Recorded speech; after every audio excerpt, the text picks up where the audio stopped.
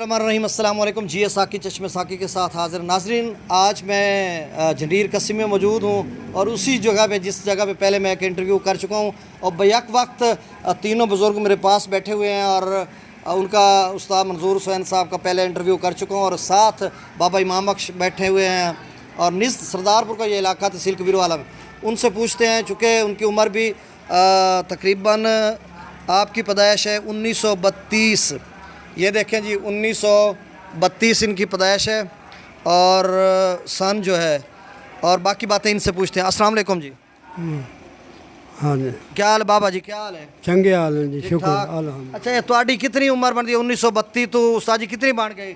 32 तो 8 साल हो गए जी हाँ 68 ਤੇ ਚਲੋ ਜੀ 90 ਸਾਲ ਲਾ ਲੈਂਦੇ ਹਾਂ। ਅੱਛਾ ਇਹ ਦੱਸੋ ਜੀ, ਤੁਸੀਂ 90 ਸਾਲ ਦੇ ਹੋ ਗਏ ਹੋ और ਤੁਹਾਡੀ ਨਜ਼ਰ ਠੀਕ ਹੈ? काम में काम में नहीं, नजर तो कुछ ना कुछ जानता है। जी कुछ न कुछ। अच्छा तुम चल फिर के खुद आ वेंदे हो? जी जी आप कितना सफर चल लेंदे हो? जी सफर कोई नहीं हो नहीं, सकता। तकरीबन कोई 5-4 किले मुरब्बा खाना। ये 5-4। अच्छा अच्छा जी जी। अच्छा तुसा ये दसो, ਤੁਹਾਡੇ ਜਿਸਲੇ ਪਾਕਿਸਤਾਨ ਬਣਿਆ ਉਸਲੇ ਤੁਹਾਡੀ ਤਕਰੀਬਨ 8 ਤੇ 7-15 ਇੱਕ ਸਾਲ ਦੇ ਹੈ, ਤੁਹਾਨੂੰ ਯਾਦ ਆਂਦਾ? ਅੱਛਾ बिल्कुल जी याद आ।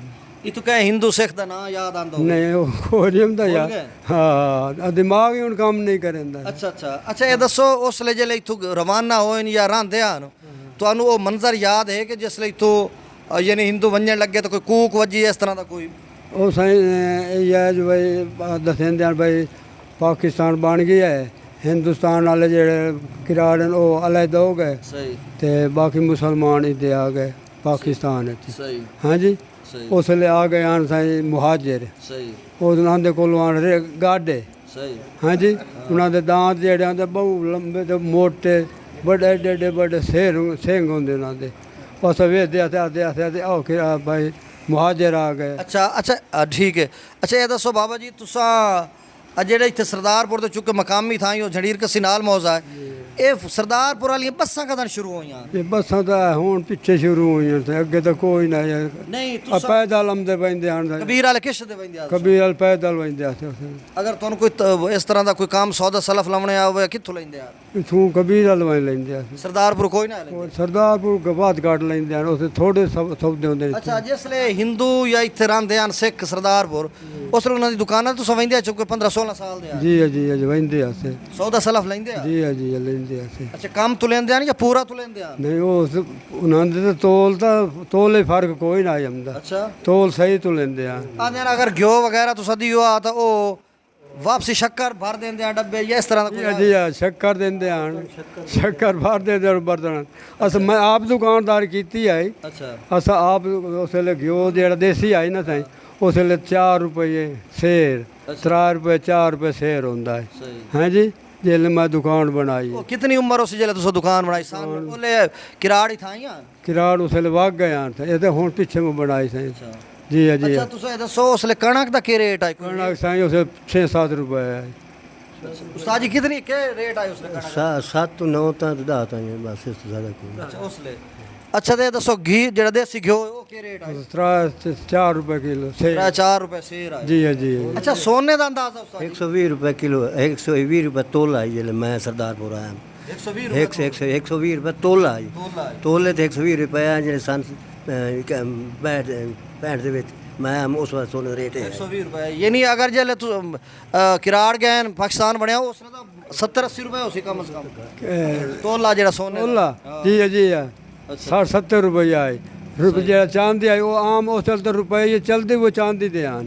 ਅੱਛਾ ਇਹ ਦੱਸੋ ਤੁਸੀਂ ਯਾਨੀ ਇੱਥੇ ਜਿਹੜੇ ਸਿਆਸੀ ਬੰਦੇ ਹੁੰਦੇ ਹਨ, ਇੱਕ ਤਾਂ ਮਾਰ ਇਕਬਾਲ ਹਰਾਜ ਹੁੰਦੇ ਹਨ ਜਾਂ ਉਸ ਤੋਂ ਪਹਿਲੇ ਸਰਦਾਰ ਵਲੀ ਮੁਹੰਮਦ ਉਹਨੂੰ ਤੁਸੀਂ ਵੇਖਿਓ? ਜੀ ਜੀ ਵੇਖੀ ਹੋਏ ਸਨ। ਉਹਦੀ ਕੋਠੀ ਤੇ ਬੈਂਦੇ ਆ? ਜੀ ਆ ਵੰਦੇ ਆ ਸੇ ਕੋਠੀ ਜਾਣੀ ਖਲੀ ਨੇ। ਕੋਠੀ ਖਲੀ ਉੱਥੇ ਅੰਦਰ ਬਾਂਦੇ ਹਨ, ਬਾਹਰੋਂ ਘੋੜੇ ਤੇ ਉੱਠ ਛੁੱਟ ਵੱਜਦੇ ਉਹਨਾਂ ਦੀ ਮੱਗੀ ਹੁੰਦੀ ਹੈ, ਮੱਗੀ ਤੇ ਚੜਦੇ ਨੇ ਉਸ ਵੇਲੇ। ਅੱਛਾ ਜੀ ਆ 2 ਘੋੜੇ ਹੋਵੇ ਨਾ ਤੇ ਉਹ ਮੱਗੀ ਤੇ ਚੜਦੇ ਹਨ। ਅੱਛਾ ਉਹਦੀ ਕਾਰ ਵੇਖਿਆ ਤੁਸੀਂ? ਕਾਰ ਜਿਹੜੇ ਕਾਰ ਦਾ ਪਿੱਛੇ ਆਈ ਹੈ ਸਾਈ ਕਾਰ।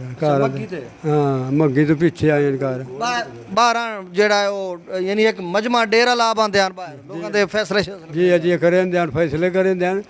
ਖਾਲਿਸ अपनी नीयत नाल ये नहीं जो भाई रही रखने कोई ना करे ਅੱਛਾ ਉਸਨੇ ਥਾਣਾ ਸਰਾਏ ਸਿੱਧੂ ਹੁੰਦਾ हाँ सिद्धू ਇੱਥੇ ਕੋਈ ਰੋਲਾ ਪਵੇ ਆਦਾ ਫਾਦ ਵੈਂਦੀ ਆਈ जी पुलिस आमदी आए घोड़ियां ते आमदी आए ਅੱਛਾ ਘੋੜਿਆਂ ਤੇ ਆਉਂਦੀ ਆਈ घोड़ियां ते ਸਹੀ ਤੇ ਕਾਰਾਂ ਸ਼ਾਰਾਂ ਕੋਈ ਨਾ ਉਸਲੇ कारां शारां ते पीछे होण आईयां सही ਸਹੀ ਸਹੀ हाँ ऐसे कारां ਅੱਛਾ ਇਹ ਦੱਸੋ ਤੁਸਾਂ ਕਿ ਤੁਸਾਂ ਯਾਨੀ ਤੁਹਾਡੀ ਹੁਣ 90 ਸਾਲ ਉਮਰ ਹੋ ਗਈ ਹੈ ਇਸ ਦੇ ਵਿੱਚ ਕੋਈ ਸਾਡੇ ਨਾਲ ਹੀ ਐਸਾ ਵਾਕਿਆ ਪੇਸ਼ ਆਇਆ 90 ਸਾਲ ਦੇ ਵਿੱਚ ਕਿ ਜਿੱਥੇ ਤੁਸੀਂ ਮੌਤ ਨੂੰ ਬੜਾ ਕਰੀਬ ਤੋਂ ਵੇਖਿਓ ਹੋਵੇ ਯਾਨੀ ਕੋਈ ਐਸਾ ਵਾਕਿਆ ਹੋਵੇ ਜਿਵੇਂ 1973 ਦਾ ਫਲੱਡ ਆਇਆ ਉੱਥੋਂ ਬੰਦੇ ਦੇ ਇੰਟਰਵਿਊ ਕਰੀਏ ਨਾ ਤਾਂ ਉਹ ਇਸ ਤਰ੍ਹਾਂ ਦੱਸਦੇ ਨੇ ਕੋਈ ਜ਼ਲਜ਼ਲਾ ਕੋਈ ਇਸ ਤਰ੍ਹਾਂ ਦਾ ਕੋਈ ਐਸਾ ਵਾਕਿਆ ਹੈ कोई जवाब कोई सैलाब आया जेड़ा होर 1973 ਦਾ ਸੈਲਾਬ ਆਇਆ ਹੈ ਫਾਜ਼ਿਲ ਸ਼ਾਹ ਕਾਫੀ ਸਾਰੇ ਬੰਦੇ ਡੁੱਬੇ जी है फादर शाह बाण टुटा है ते एक इथों टुटा है तेरे टोए वाले कोल दो ਅੱਛਾ साल ਤੁਸੀਂ ਦੱਸੋ ਸਿਆਸੀ ਜਿਹੜੇ ਬੰਦੇ ਆ ਨਾ ਮਾਰ ਇਕਬਾਲ ਰਾਜ ਉਦੋਂ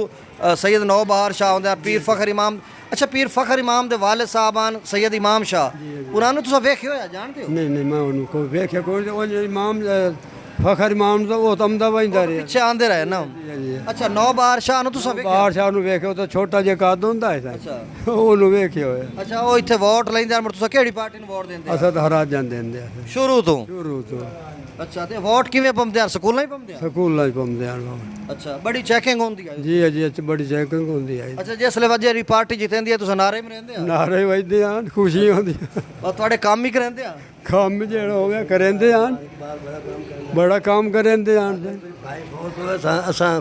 ਸਾਨੂੰ ਪਤਾ ਹੀ ਕੋਈ ਨਹੀਂ ਤੇ ਥਾਣੇ 'ਚ ਬੈਠਾ ਤੁਹਾਨੂੰ ਪਤਾ ਲੱਗਾ ਬਈ ਇਹ ਮਾਸਟਰ ਦਾ ਵਿਰਾ ਆ ਗਿਆ ਸ਼ੁਰੂਆਤ 'ਚ ਘਰ ਆ ਦਿੱਤਾ ਮਾਰ ਇਕਬਾਲ ਨੇ ਬੜਾ ਕੰਮ ਕਰਨ ਵਲੀ ਬੰਦੇ ਆ ਮਾਰ ਇਕਬਾਲ ਮਾਰ ਇਕਬਾਲ ਵਾਕੇ ਵਲੀ ਬੰਦੇ ਸੈਦਾ ਦਾ ਵੀ ਬੜਾ ਜਿਹੜਾ ਹੈ ਨਾ ਖਤਾਲਪੁਰ ਵਾਲੇ ਸੈਦੇ ਉਹਨਾਂ ਦਾ ਵੀ ਪਿੱਛੋਂ ਪਾਸੇ ਮੰਜ਼ਰ ਜਿਹੜਾ ਹੈ ਨਾ ਬੜਾ ਤਾਕਤਵਰ ਆ ਉਹ ਵੀ ਬੜਾ ਕੰਮ ਕਰਾਉਂਦੇ ਆ ਬੜਾ ਤਾਕਤਵਰ ਆਈ ਨੌ ਬਾਦਸ਼ਾਹ ਤਕਰੀਰ ਸੁਣੀ ਆਈ ਤੇ ਕਬੀਰ ਵਾਲੇ ਛੋਟੇ ਜਿਹਾ ਕਾਦਾ ਆਈ ਬੜੀ ਤਕਰੀਰ ਕੀਤੀ ਆ ਇਹ ਮਾਰ ਇਕਬਾਲ ਤਾਂ ਬਾਅਦ ਵਿੱਚ ਮਤਲਬ ਆਇਆ ਨਾ ਪਹਿਲੇ ਨੌ ਬਾਦਸ਼ਾਹ ਆਏ ਨੌ ਬਹਾਰ ਉਦੋਂ ਸੈਯਦ ਆਪਣਾ ਸਰਦਾਰ ਵਲੀ ਮੁਹੰਮਦ ਹੁੰਦੇ ਆ। ਸਰਦਾਰ ਵਾਲੇ ਵੀ ਮੁੰਡਾ ਤੇ ਬਾਅਦ ਵਿੱਚ ਮਾਰ ਇਕਬਾਲ ਆਇਆ ਪਹਿਲੀ ਦਫਾ ਜਦ ਮਾਰ ਇਕਬਾਲ ਆਇਆ ਨਾ ਉਸ ਵਕਤ ਅਸੀਂ ਮਾਰ ਇਕਬਾਲ ਨੂੰ ਵੋਟ ਦਿੱਤਾ ਸਾਡਾ ਮਾਮਾ ਸਾਹਿਬ ਮੈਂਬਰ ਬਣਾਇਆ ਸੀ ਮੌਲੇ ਦਾ ਮੀਆਂ ਲਦੀਤਾ ਸਾਹਿਬ ਤੇ ਉਸ ਵਕਤ ਹਾਰ ਗਿਆ ਜੀ ਇਹ ਸਾਰਾ ਛੋੜਿਆ ਨੌ ਬਾਰ नाजरीन ये इंटरव्यू था बाबा इमाम बख्श का 90 साल और 7 पहलू में उस्ताद मंजूर हुसैन साहब थे इनकी भी 80-81 साल है उनका पहले इंटरव्यू कर चुका हूँ और इनका फिर से मुश्तरका इंटरव्यू किया तो नाजरीन आपको ये इंटरव्यू कैसा लगा आपने फ़ीडबैक ज़रूर देना कमेंट ज़रूर करना है और मैं कोशिश कर रहा हूँ 90 से 100 साल